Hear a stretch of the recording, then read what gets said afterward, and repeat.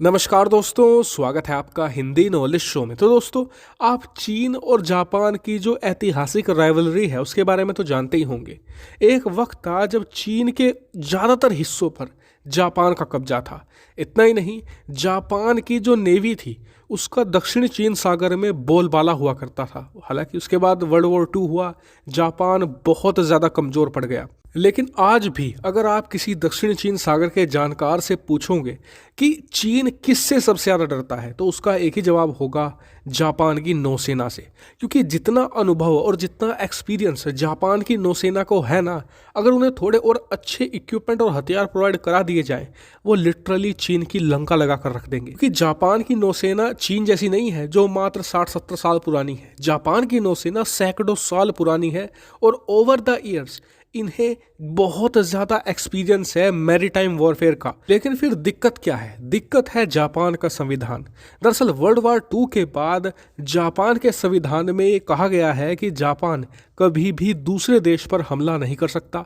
Japan की सेना सिर्फ सेल्फ डिफेंस फोर्स है, यानी अगर कोई हमला कर दे तभी अपना बचाव कर सकती है। चीन इसी बात का सबसे ज़्यादा फायदा उठाता है। उसे पता है कि वो चाहे कितना भी पोक कर ले जापान को, जापान उसके खिलाफ कुछ नहीं कर सकता, क्योंकि जापान का जो संविधान है वो जापान की सेनाओं के हाथ बांधे हुए है। लेकिन आज जापान के नए और अब तक के सबसे आक्रामक प्रधानमंत्री फूमियो किशिदा ने एक बयान जारी किया है, और बयान के साथ साथ उन्होंने कसम भी खाई है पूरे देश के सामने। दरअसल किशिदा ने सबसे पहले तो जापान के लोगों को संबोधित करते हुए ये कहा कि मेरी जो पहली प्रायोरिटी है वो है तीनों सेनाओं को मजबूत करना। दरअसल अब तक जापान अपनी सेनाओं को मजबूत इसलिए नहीं कर पा रहा था क्योंकि जापान के संविधान में जो तीनों सेनाओं का बजट है वो $50 बिलियन से ज़्यादा नहीं हो सकता। ऐसे में फूमियो किशिदा अपनी सेनाओं का बजट डबल से भी ज़्यादा कर सकते हैं, और इसके लिए वो अपने संविधान में भी बदलाव करने को तैयार है। इसके अलावा उन्होंने अपने देश के लोगों के सामने कसम ये खाई है कि अगर उत्तर कोरिया और चीन ने उनके देश को छेड़ने की कोशिश करी या फिर जापान को नुकसान पहुंचाने की कोशिश करी, तो जापान की सेनाएं चीन और उत्तर कोरिया में घुसकर हमला करेंगी। और स्क्रीन पर आप आर्टिकल देख भी सकते हैं जिसमें उन्होंने ये बात कही है। और आपको बता दूं कि फूमियो किशिदा अब तक के सबसे ज्यादा चीन विरोधी प्रधानमंत्री माने जाते हैं। हाल ही में जब ये चुनाव प्रचार कर रहे थे, जब प्रधानमंत्री नहीं बने थे, उस समय भी इन्होंने खुलेआम कहा था कि जापान को ताइवान की सुरक्षा करनी होगी, क्योंकि ताइवान हमारा लास्ट डिफेंस है। अगर ताइवान चीन के पाले में गिर गया, उसके बाद जापान अगला लक्ष्य होगा चीन का।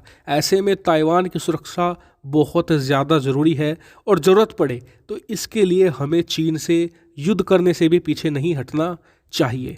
आपकी जानकारी के लिए बता दूं कि जो फूमियो किशिदा है ये पूर्व प्रधानमंत्री शिंजो आबे के बहुत ज़्यादा करीबी हैं और बहुत ही ज़्यादा कट्टर चीन विरोधी व्यक्ति माने जाते हैं। इतना ही नहीं, अब जापान में चर्चा तो ये भी चल रही है कि किशिदा के आने के बाद जापान की सेना का जो स्टेटस है कि वो सिर्फ सेल्फ डिफेंस करेंगे, उसे भी हटाया जा सकता है, और जापान की सेना को हमला करने की भी इजाज़त मिलेगी। और ऐसा होता है तो ये अपने आप में बड़ा गेम चेंजर होगा, और चीन के लिए ये बहुत ज़्यादा बड़ा खतरा भी होगा। हालांकि आपका इस पर क्या मानना है कमेंट करके जरूर बताएगा। साथ ही वीडियो को शेयर कीजिएगा और चैनल को सब्सक्राइब करना बिल्कुल मत भूलिएगा। Thank you very much for watching video.